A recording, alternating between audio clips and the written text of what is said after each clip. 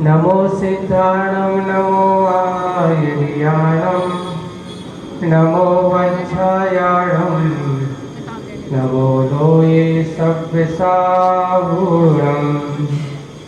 बोलिए पंच परमेष्टि भगवंतों की, शासन में एक भगवान महावीर स्वामी की, परम पूज्य अमूल्य श्री देवादिदेव एकदाराज श्री चंद्रप्रिय भगवान की, परम पूज्य आचार्य गुरुदेव श्री विद्यासागर जी महाराज की, परम पूज्य मुनि श्री अजीत सागर जी महाराज की, परम पूज्य मुनि संघ की,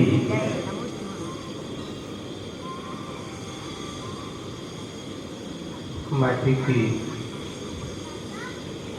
सहन शक्ति, माटी की सहनशीलता और माटी के अंदर की अनुभूति को व्यक्त करता हुआ शिल्पी का मन बहुत ही द्रवित हुआ, बहुत आनंदित है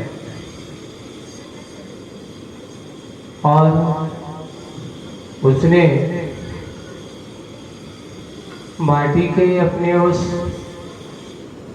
भावनाओं को समझ लिया और भावनाओं को समझ करके उसने जाना कि इतनी पीड़ा सहन करने के बाद भी अपनी उन्नति के लिए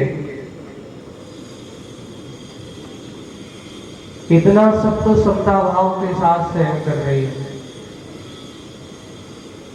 जैसे वे साधक आत्म साधना के मार्ग पर चलते हैं और आत्म साधना के मार्ग पर चल करके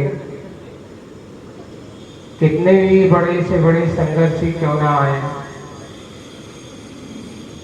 कितने भी बड़ी से बड़ी बाधाएं क्यों ना आए, कितने भी बड़े से बड़े कर्म की उदीर्णा क्यों ना हो, पर इस सब उदीर्णा में भी अपने आप को एकदम सहनशील समताधारी बनाए रखते।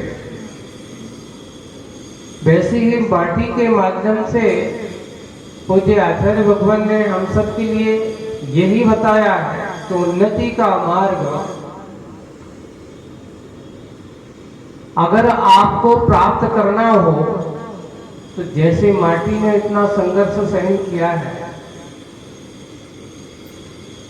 माटी ने जैसे बड़ी सी बड़ी कुदारी जैसी कठोर आघात को भी सहन किया है, अपनी बक्षस्थल पर उसने कुदारी की उस पैनी धार की क्रूरता कठोर धार को भी सहन करते चुपचाप सहन कर रही है और सहन करते हुए अपने समता परिणति का परिचय दे। वैसे ही साधक भी यही कार्य करते हैं और वही कल जो अपन ने बताया था कि जहाँ इस प्रकार के अति के बिना इति का साक्षात्कार संभव नहीं है और इति के बिना अत का दर्शन भी असंभव है। और अंत में कहा था कि पीड़ा की अति ही पीड़ा की इति है और पीड़ा की इति ही सुख का अत है, यानी शुरुआत। आपको सुख चाहिए, ये समझो ये पीड़ा कितनी हो सकती है, कितनी हो सकती है। और ये भी बात निश्चित है कि आई है तो जाने के लिए आ रही है। आज ये पीड़ा जो आई है कहीं ना कहीं मेरे लिए सुख लेकर के आई है। जैसे जैसे सुख कम होता है वैसे वैसे दुख बढ़ता है और जैसे जैसे पीड़ा कम होती है वैसे वैसे सुख का आगमन होता है। किसी व्यक्ति को बुखार चढ़ा, जब तीव्रता पे था पीड़ा ज्यादा थी, थोड़ी देर बाद आए डॉक्टर ने कोई दवाई दी, जब वैद्य ने कोई दवाई दी दवाई ने अपना प्रभाव दिखाया और उस दवा का प्रभाव देखते ही धीरे धीरे उस शरीर का दाह कम हो रहा है। शरीर का दाह कम हो रहा है। वह शरीर का दाह कम होना ही उसको सुख का आमंत्रण हो रहा है। वही बात यहाँ पर मुखवाटी में आप लोगों को संकेत के रूप में कि जितनी जितनी तुम अपनी अंदर कर्मों की पीड़ाओं से, असदा कर्म की पीड़ाओं से आप सहन करते आगे बढ़ते जाओगे, समझ लेना वही तुम्हारी सुख का मंगलाचरण की ओर कदम है। सुख में रोना, असदा कर्म में व्यक्ति को रोना आसान होता है, लेकिन इस समय में थोड़ा सा वेदन करते हुए समता भाव रख करके सहन करना, उससे सुख का आमंत्रण होता है।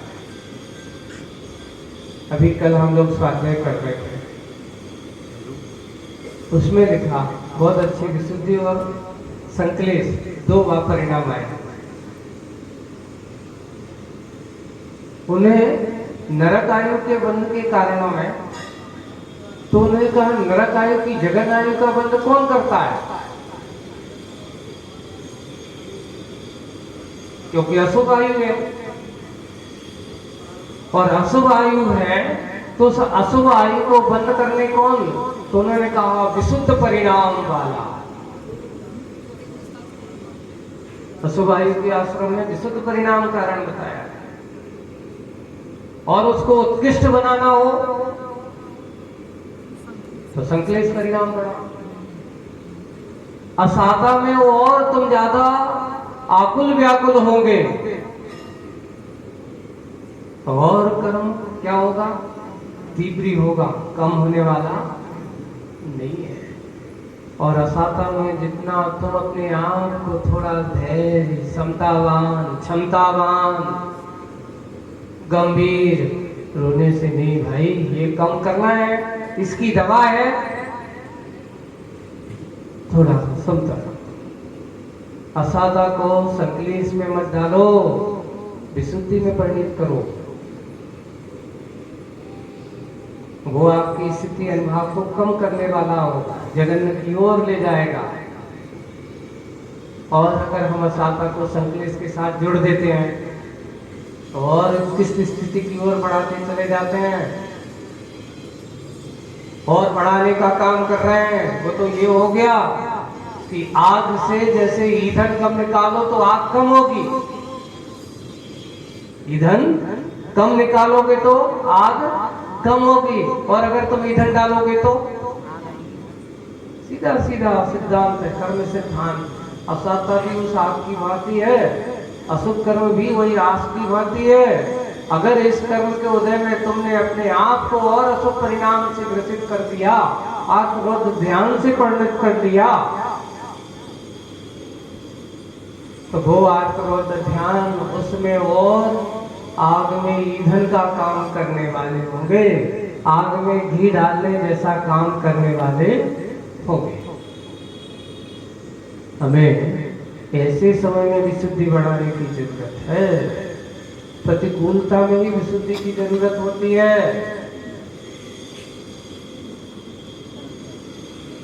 किसकी जरूरत है?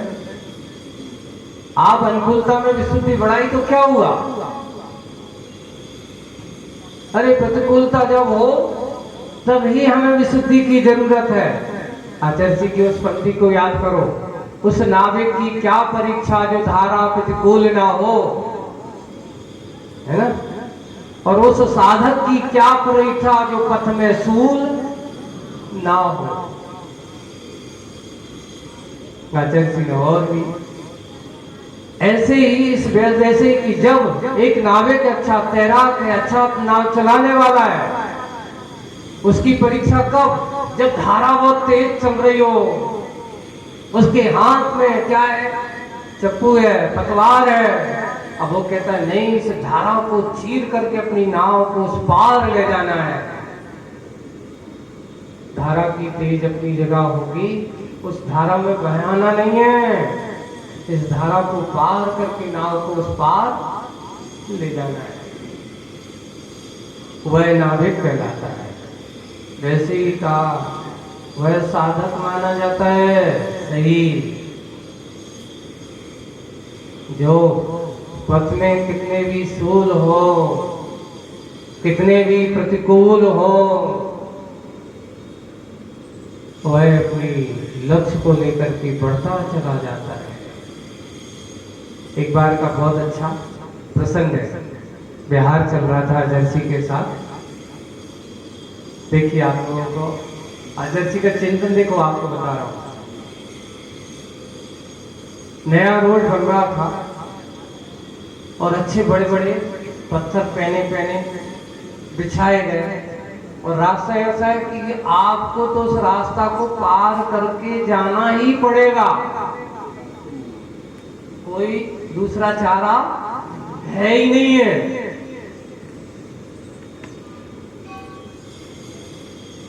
अब आचार्य श्री बहुत उस समय सुनकर के देखो कहाँ आचार्य श्री की दृष्टि कितनी जाती है, और आज जब भी हम लोग देखते हैं तो वो आता चलता प्रसंग आता है। तो चल रहे हैं और चलते चलते आचार्य श्री, आज रोड बहुत खराब है, बहुत खराब है। तो बोले कि आचार्य जी कहते देखो ये बताओ, एक व्यक्ति नमकीन खाता है और ऊपर से मिर्ची भी डालता है ना, और नमकीन खाता भी जा रहा है और ऊपर से क्या कर रहा है, सीसी करता जा रहा है, और नमकीन खाना छोड़ नहीं रहा। नमकीन खाना छोड़ रहा है, वो नहीं छोड़ रहा है, और अच्छे से खा रहा है, मजा मजा आ रहा है। जैसे उस नमकीन वाले व्यक्ति से पूछो कि नमकीन में मिर्ची लग रही है उसको, फिर भी वो नमकीन खाता जा रहा है, वैसे ही चिंतन करो, ये अपना नमकीन वाला रोड है। कौन सा रोड है?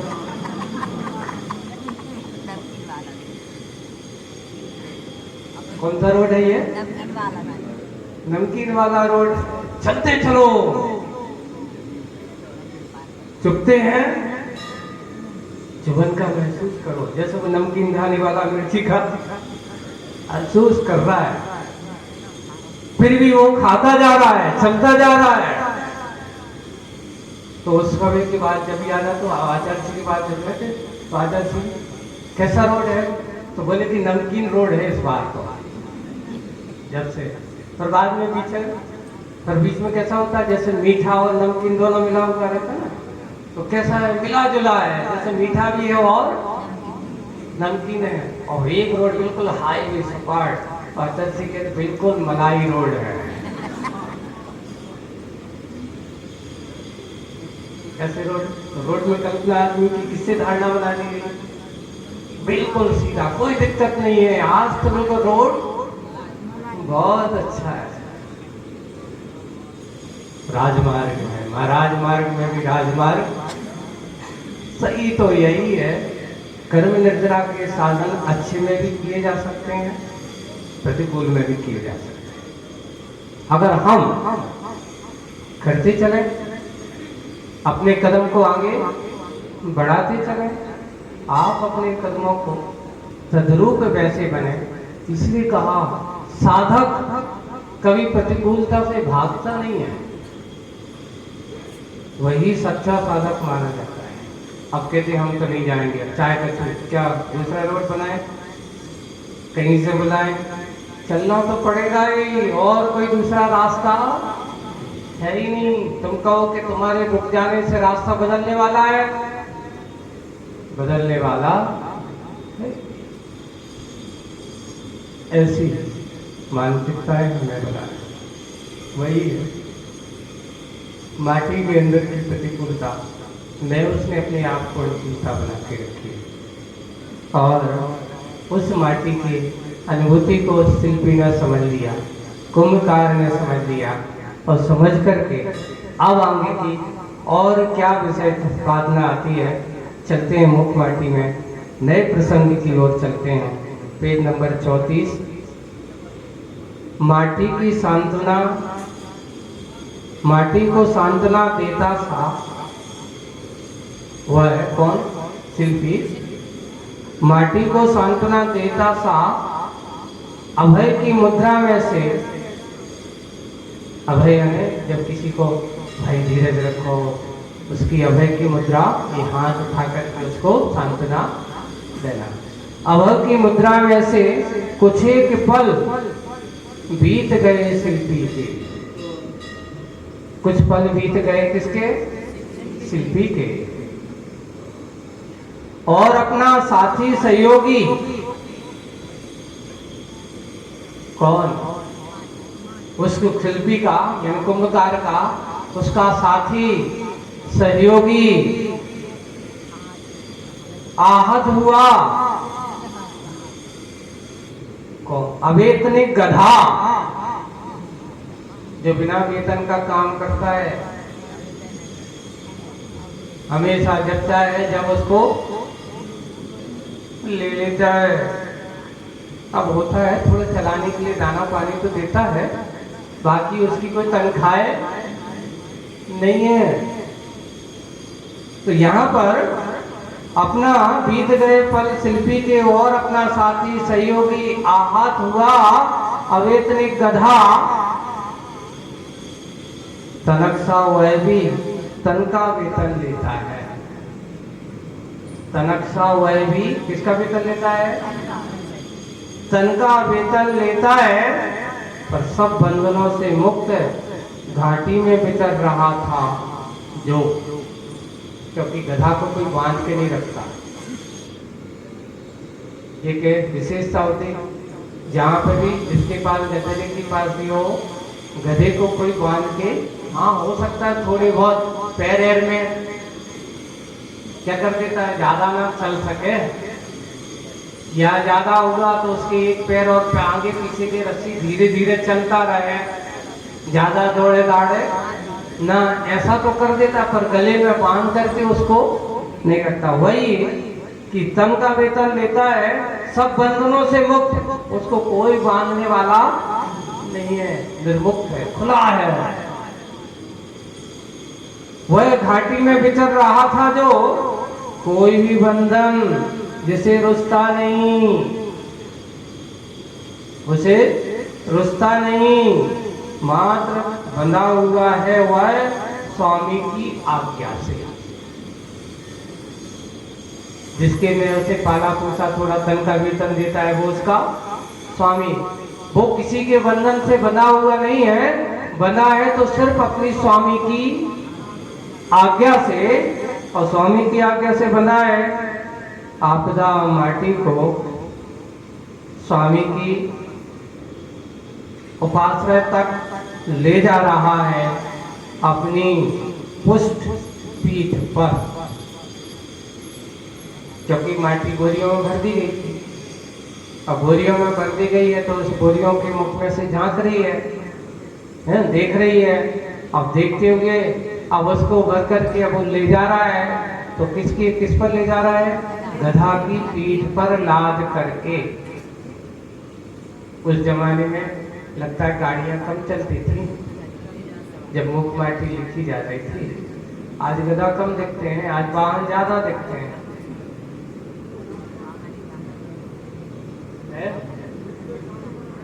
है तो है ज्यादा।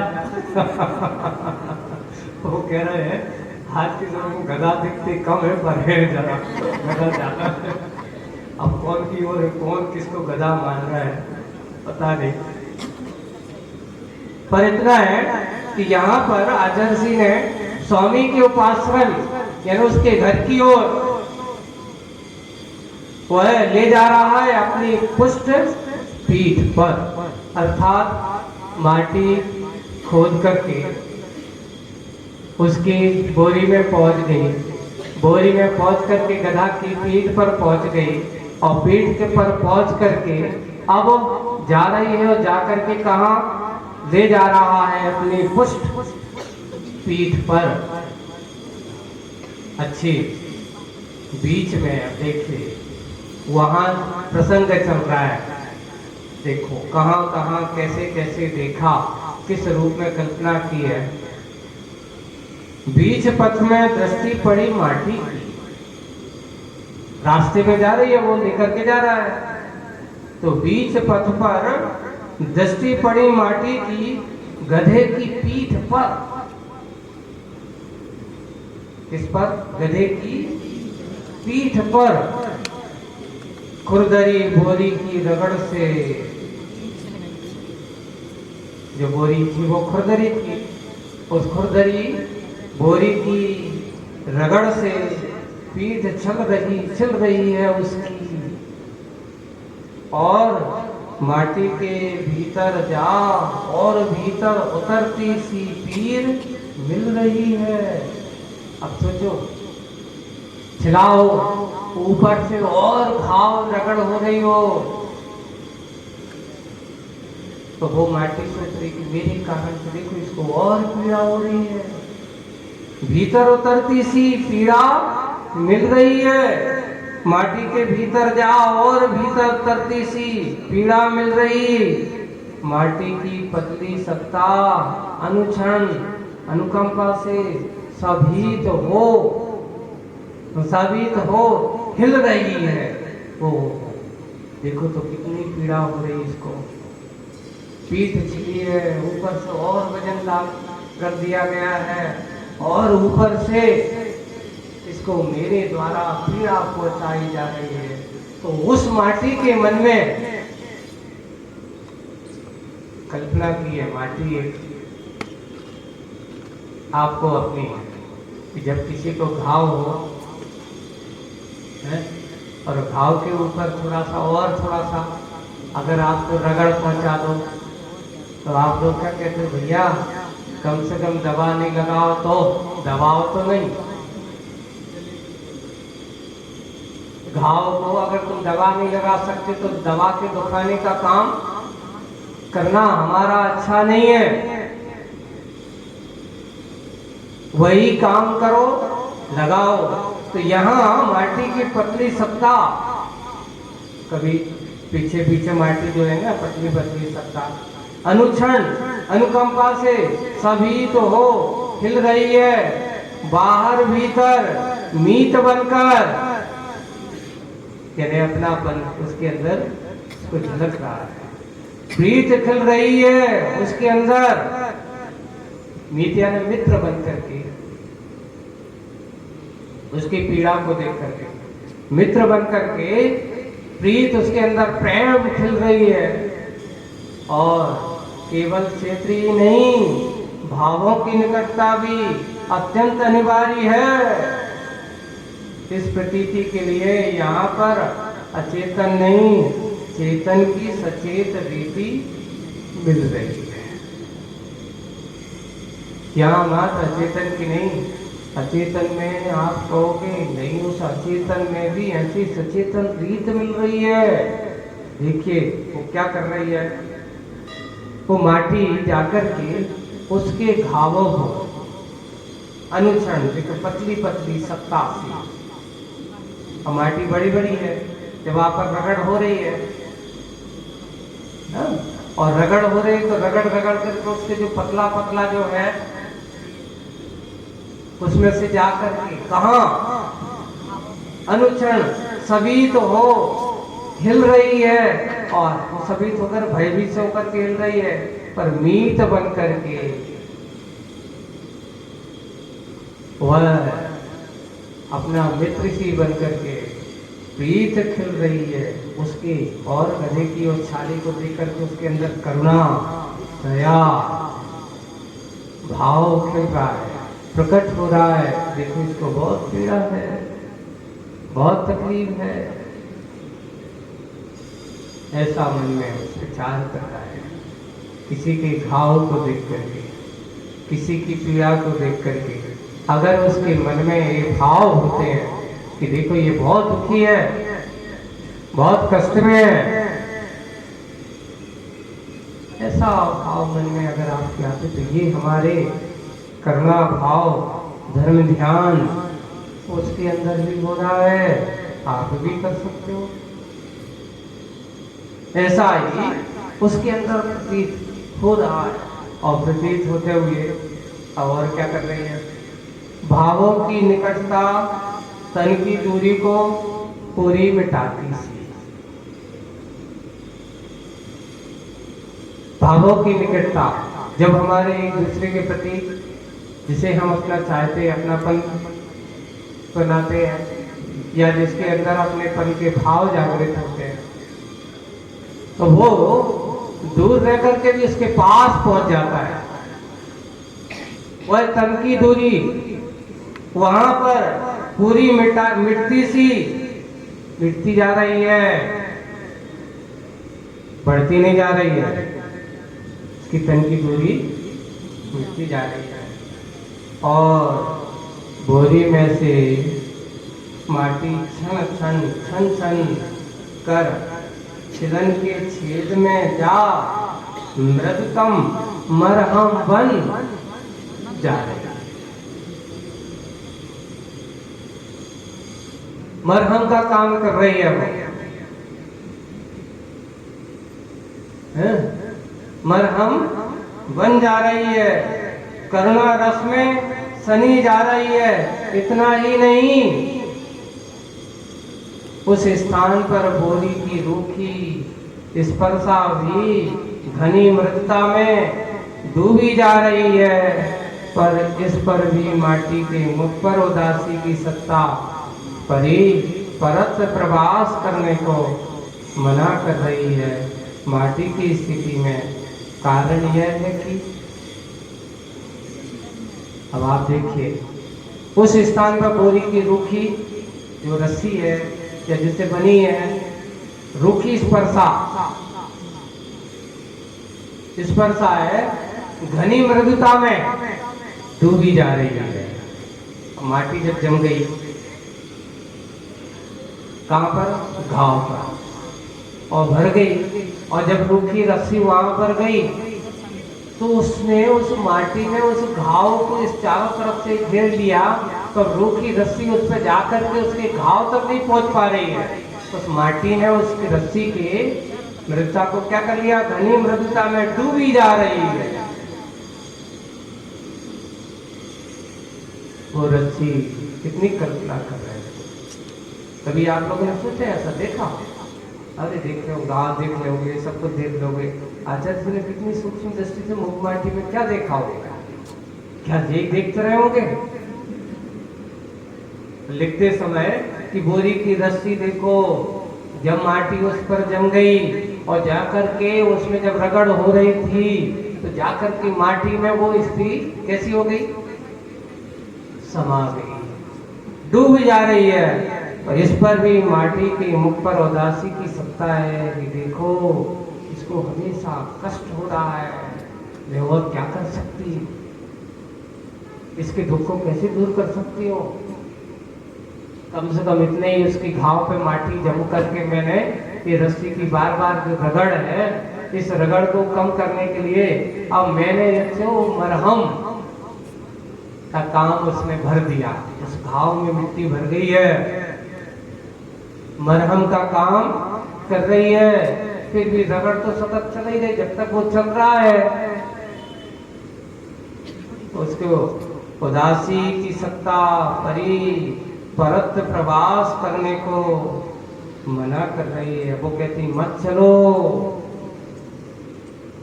तुम चलो मत, मन ही मन सोच रही है चलो मत, तू जितना चलेगा उतनी रगड़ बढ़ेगी, और रगड़ बढ़ेगी मेरा क्या होगा?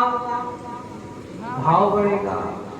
इसलिए मन ही मन सोच रही है तू कब तक चलेगा, कितना चलेगा, और ऐसी मन में वो क्या तो रही है, सोचती रही है, विचार कर रही है, मना कर रही है। तो माटी की स्थिति में कारण यह है, क्या कारण है?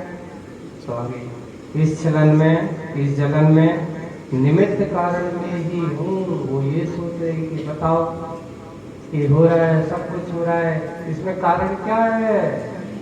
कोई दूसरा नहीं। अगर मैं इसकी पीठ पर नहीं होती तो आज इसकी पीठ छिलती नहीं। इसमें निमित्त कारण मैं ही हूं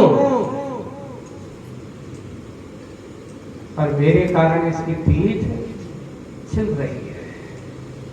यूं जानकर, ऐसा जानकर कि वो पश्चाताप की आग में झुलसती सी माटी, वह है मेरे कारण से इसको कष्ट हो रहा है, मेरे कारण से इसको पीड़ा हो रही है, मेरे कारण से इसकी पीठ छिल रही है, मेरे कारण से इसके घाव पर वो रस्सी डूबती जा रही है। ऐसा और सोच रही है। इसका सारा का सारा पश्चाताप की आग में झुलसती सी माटी, और उसे देखकर वह पली वहीं पली पड़ी पड़ी भीतरी अनुकंपा को चैन कहाँ, उसके अंदर की जो भीतर के भाव में जो अनुकंपा भाव किसे कहते हैं? अनुकंपा उसे कहते हैं जो किसी दूसरे की पीड़ा को देख करके जिसका हृदय कप जाए। मान लो कोई दुखी है, एक दुखी व्यक्ति को देख करके आपके हृदय में भी पीड़ा हो, ऐसा महसूस हो कितना दुखी है भैया, बहुत कष्ट है, इसकी पीड़ा कैसे दूर हो। ऐसे ही जब उसने उस गधे की पीठ को देखकर, उसके घाव की पीड़ा को देख करके, उस घाव में जो रस्सी का घर्षण को देख करके, और उसने सोचा कि मेरे कारण काश अगर मैं इसमें नहीं होती, इसकी पीठ पर नहीं होती तो इसको घाव नहीं होते, इसका निमित्त कारण मैं ही हूं। और मन में उसके अंदर से उस घाव को देखकर पश्चाताप भी हो रहा है, अपने आप में झुलसती जा रही है। उसे देख करके वहीं पली बड़ी बड़ी भीतर की अनुकंपा को चैन कहाँ, अब उस आता नहीं है, मन में उसके अनुकंपा बहाव बढ़ता चला जा रहा है। ऐसे ही अनुकंपा भाव एक दूसरे के प्रति आपको माटी और गधे की पीठ से एक निमित्त बनाई जा रही है, निमित्त बनाई जा रही है आपको बताने के लिए। वस्तु स्थिति आज अगर हम परिवार में रहते हैं, समाज में रहते हैं, चाहे देश और प्रदेश में रहते हैं, अगर हमारा एक दूसरे के प्रति सहयोग का रवैया नहीं है तो आपके अंदर अनुकंपा भाव हो ही नहीं सकता। जब तक हमारे अंदर अनुकंपा भाव की परिणति है, एक दूसरे के सहयोग करने के भाव हैं, तब तक ही आपके जीने की सार्थकता है। कम से कम कुछ करो या ना करो, इतना तो हम किसी के प्रति एक भावना तो कर सकते कि सुखी रहे सब जीव जगत के, कोई कभी ना घबरावे भगवान, इतना भाव तो कर लो।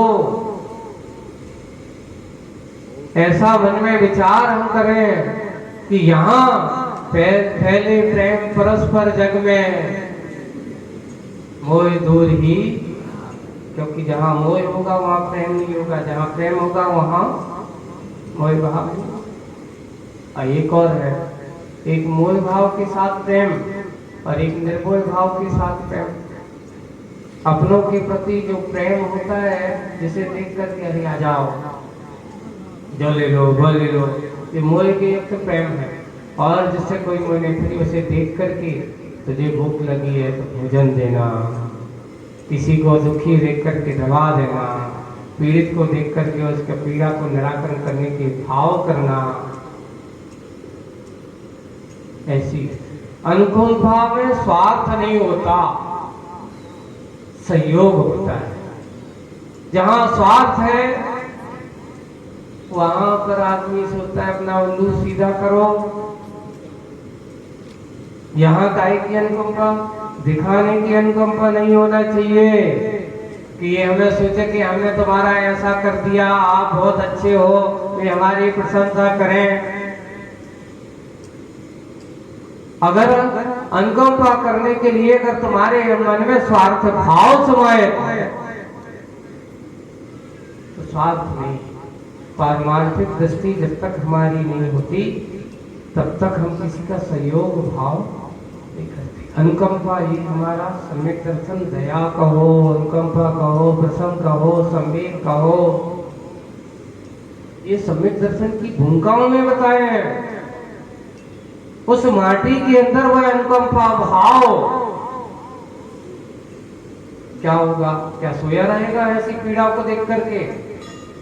अगर जिसका है ऐसा व्यक्ति किसी दुखी को देख करके और उसके अंदर ऐसे अनुकंपा भाव नहीं होते,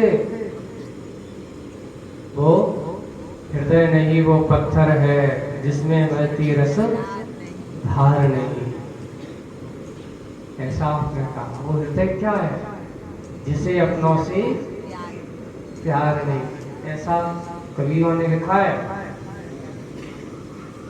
अगर जिसे अपनों से स्नेह ना हो, अपनेपन अपने व्यक्तियों को देख करके उसके अंदर अनुकंपा भावना हो, तो उन्होंने लिखा है वह हृदय नहीं, वो क्या है? पत्थर है जिसमें बहती नहीं रसधार नहीं, अपनों से जिन्हें प्यार नहीं। एक मनुष्य दूसरा मनुष्य का दुश्मन बने। एक कहावत चलती है कि कम से कम एक जो कहते हैं वो शेर जो होता है अपनी जाति को छोड़ करके दूसरों पर अटैक करता है। सिंह के बारे में कहा, वो कितने दूसरों को कितने ही मारे, लेकिन अपने कितने भी हम शकल पर तो कभी प्रहार नहीं करता। डांटता है, मारता है, लड़ता है, सब कुछ करता है, पर वो कभी हम शकल पर प्रहार नहीं करता।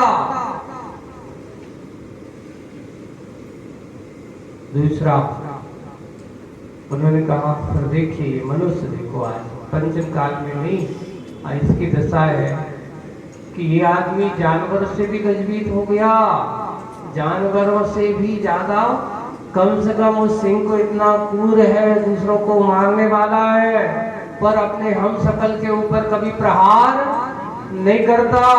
पर मनुष्य की दशा उस जानवर से भी नीचे स्तर की है कि ये अपने स्वार्थ के कारण से अपना परमार्थ भूल करके, दया अनुकंपा भाव भूल करके अपने हम शकल को मारने का कार्य करता है, सताने का कार्य करता है। आज यही हो रहा है कि छोटा सा एक व्यक्ति जब मान लो जरूरत पड़ी रोने धोने लगा। अभी कुछ दिन पहले एक प्रसंग आया था ऐसे ही कि महाराज विपरीत परिस्थिति में मैंने उनका सहयोग कर दिया, है ना, और मैंने उनको सहयोग कर दिया। कुछ पैसा की जरूरत थी, मैंने दे दिया। बाद में उन्होंने उनसे पैसा मांगा,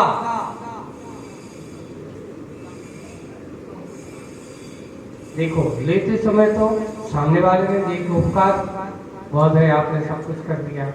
अब समय हो गया, बार बार कह रहे भैया दे दो, अब मुझे जरूरत है। उन्होंने कहा कि भाई ले लो, अभी मेरे पास नहीं है। अब वो बार बार कर रहा है।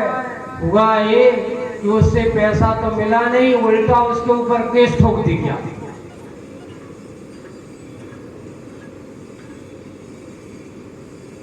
अब ये दशा है, सामने वाला कह रहा है कि भैया पैसा दो या ना दो, कम से जो तुमने जो कर दो है। आज के समय में किसी को पैसा देना भी, सहयोग करना भी, क्योंकि मनुष्य का कोई भरोसा नहीं है, कब उपकारी का अपकारी बन जाए कोई भरोसा नहीं है। और एक बात में और मैं सोचो, कभी कभार हम मानते हैं भगवान महावीर के उपासक हैं, जियो और जीने दो, बहुत अच्छा।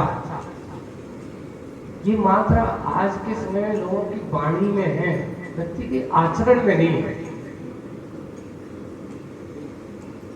हमने मात्र अहिंसा धर्म को और जियो और जीने दो के संदेश को वाणी में रखा है।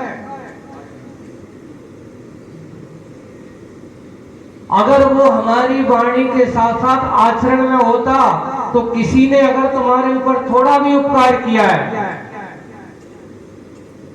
तो उस उपकार का बदला में उपकार में ही देना चाहिए, अपकार में नहीं। ऐसा ना हो तो उसको फंसा दिया और जाकर के FIR दर्ज कर दी। अब जाकर के उसको हम तो जब तक अब तो उसको हम जेल करा के रहेंगे। बताओ, वक्त पे तुम्हें उसने सहयोग किया, ये सब भूल गए।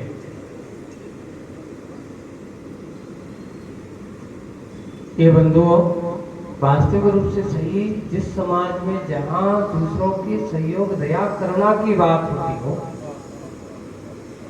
है ना, उस समाज में दूसरों को ये काम करने का काम हो, तो मैं तो कहता हूँ भैया, सबसे ज्यादा भी किसी ने बहुत प्रश्न किया था और बहुत अच्छा प्रश्न आया कि ये बताओ, एक आदमी है जो मालूम है क्रूर है, परिणामी है, और अगर वो तुम्हारे लिए बचाने आ जाए, और एक आदमी है मौका परस्त है,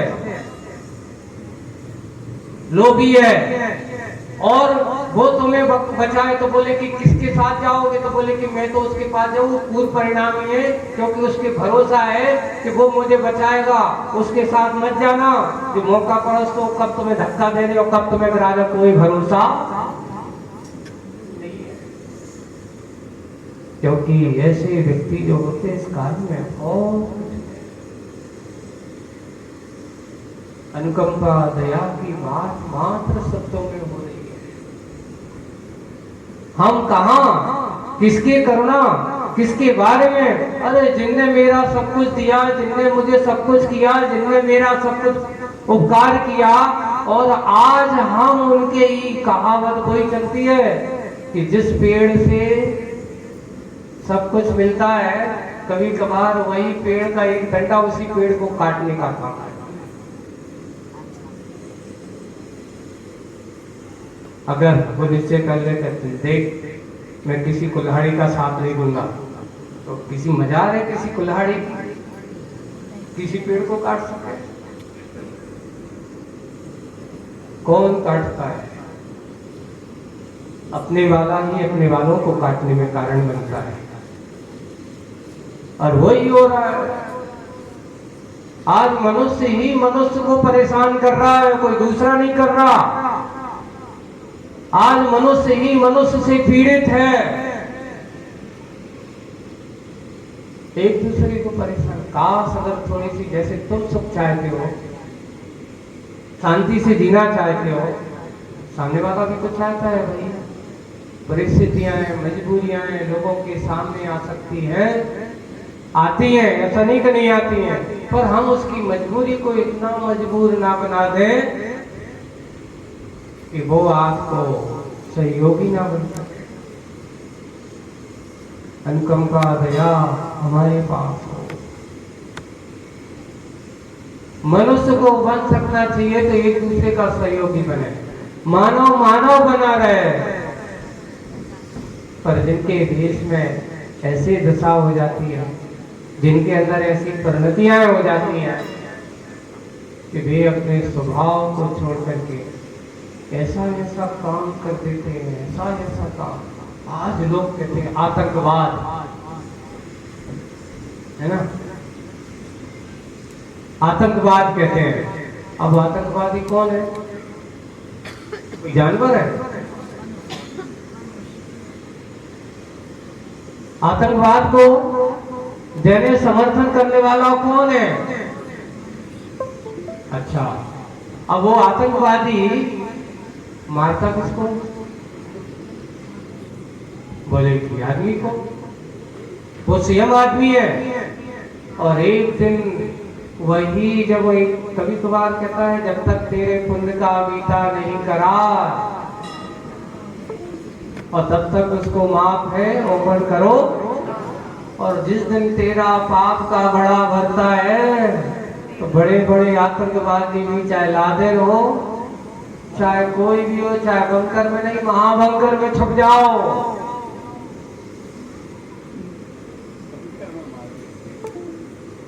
कोई भी बंकर काम नहीं आता। इसलिए पाप को लोग कहते हैं कि पाप का फल अच्छा होता है, कभी 3 काल में होने वाला नहीं है। तुम कहो कि तुम मारने का काम करो, तुम्हें कोई बचाए? कोई बचाने वाला, तुझे तेरा कर्म ही मारता है और कोई दूसरा मारने वाला नहीं। वो तो मारने को निमित्त कारण होता है। लोग सोचते हैं कि मैंने उसको मरवा दिया, ये करते नहीं, उसने उसको मरने का, उसको अपने पतन का, उसको अपने दुर्गति का कारण उसका अपना कर्म होता है। बस यही है कि जब तक उसको बचाने का, जब तक उसको पुण्य कर्म का साथ रहता है वो बचाता है, बचता चला जाता है। जिस दिन उसके अपने चरम पे आता है अपने आप दिखाई देता है। वही बात यहाँ पर ये अनुकंपा भाव देखिए, पश्चाताप से झुलस गई। अब भीतर की अनुकंपा तो चैन कहाँ उस माटी को। ऐसे ही अगर हमारे मन में ऐसे अनुकंपा भाव, सहा नहीं गया उसे, किसको? माटी को। सहा नहीं गया उसे, रहा नहीं गया उसे, और वह रोती बिलखती दृग्बिंदियों में मिस शीत कण के बहाने। अब दृग्बिंदुओं में मिस उसके जो छोटे छोटे कण हैं और उसकी माटी है, तो जाकर के जब गड्ढे की पीठ से पसीना आ रहा है ना, उसकी पसीना, तो श्वेत कण के बहाने, उसकी पसीने के बहाने और माटी ने अपने कण बिंदुओं को, द्रव बिंदुओं को, थोड़े थोड़े से मिस कण को जाकर के उस बाहर आकर के पूरी बोरी को भिगोती सी अनुकंपा। उसकी अनुकंपा ऐसी बिल्कुल गीली छिलना जाए उसकी पीठ को। अनुकंपा के रूप में उसने वह माटी के छोटे छोटे कण पसीने का रूप लेकर के मलहम का काम बन करके, अब वो रगड़ ना हो, कहते हैं गाड़ी जब चलती है उसमें ग्रीसिंग वगैरह लगा दो तो आवाज नहीं आती, उसकी छिलन ज्यादा नहीं होती। वैसे ही उस बोरी का घर्षण हो रहा था, तो अब उसने मिट्टी के छोटे छोटे कण उसके पसीने में जाकर के मिल गए, और पसीने में मिल जाने से अब उसका जो घर्षण हो रहा था वो घर्षण कैसा हो गया? वेदना ना होकर के उसकी वेदना को कम करने का कार्य बन गया। कितनी कल्पना, चिंतन किया आपने कभी सोचा? कभी की कल्पना कहाँ तक पहुंच सकती है? मुखमाटी में देखियो आप, कितना कभी हो सकता है? ऐसा सोच सकते हैं अपन कि देखो ये गधा की पीठ पर बोरी रखी है ना, अब बोरी से छोटी छोटी माटी जा रही है, और जाकर के आचार्य ने कितना चिंतन कहाँ कहाँ से लेकर के पूछा। एक कवि ने कहा था, आचार्य ये समझ में नहीं आता, आपने जो देखा सब कब जो ऐसा लिखो है, कहाँ देखी? कोई गधा की पीठ देखी थी आपने? कहा तो बोले कि देखने की जरूरत नहीं है, दिख जाती है, और जो दिख जाता है वही लिख जाता है, वही मुखमाटी है। ये परिस्थितियां हैं, ये विसंगतियां हैं संसार की परिस्थितियों की। कहां कहां कैसी कैसी पीड़ाएं लोगों के मन में होती है। ऐसी पीड़ाओं का चिंतन, इसलिए कहते हैं जहां ना जाए रवि वहां जाए कवि। एक आचार्य जी सुनाते थे एक बहुत अच्छा, जहां ना जाए रवि वहां जाए कवि, और जहां ना जाए गाड़ी वहां पहुंचे मारवाड़ी।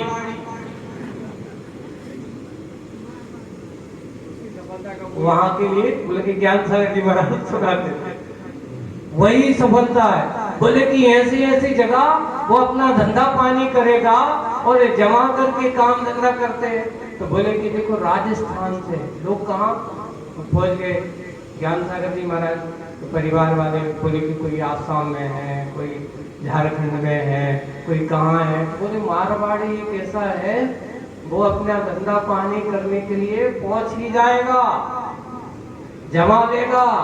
तो बोले कि जहां ना जाए गाड़ी वहां पहुंचे मारवाड़ी, और जहां ना जाए रवि वहां पहुंचे कवि। जहां सूर्य भी प्रकाश नहीं, कभी सोचा था कि गधी की पीठ में ऐसा हो सकता है? ऐसी कल्पना आप लोग देखते होंगे, कई बार आते होंगे, सामने से गुजरता होगा, पर मुख माटी में ऐसी चिंतन, ऐसा ये रूप, अनुकंपा का स्वरूप आप लोगों के सामने प्रस्तुत किया कि देखिए उस माटी के माध्यम से दया करना की बात कि मेरे निमित्त से ना जाने कितने लोगों को ऐसा छिलन, ऐसा कष्ट हो सकता है। ये तो माटी एक बहाना है।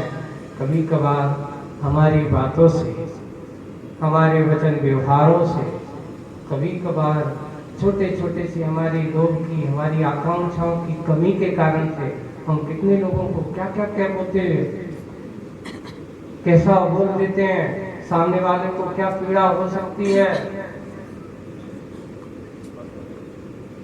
हम उन सब पीड़ाओं को समझते हुए यही प्रसंग है, वह अनुकंपा की बात यहाँ आज अपन ने समझी है।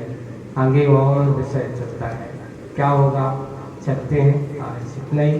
बोलिए परम पूज्य आचार्य गुरुवर श्री विद्यासागर जी, पूज्य मुनि श्री अजित सागर जी महाराज की। देखो अनुकंपा की बात चल रही थी, एक बार में जब आचार्य भगवान विराजमान थे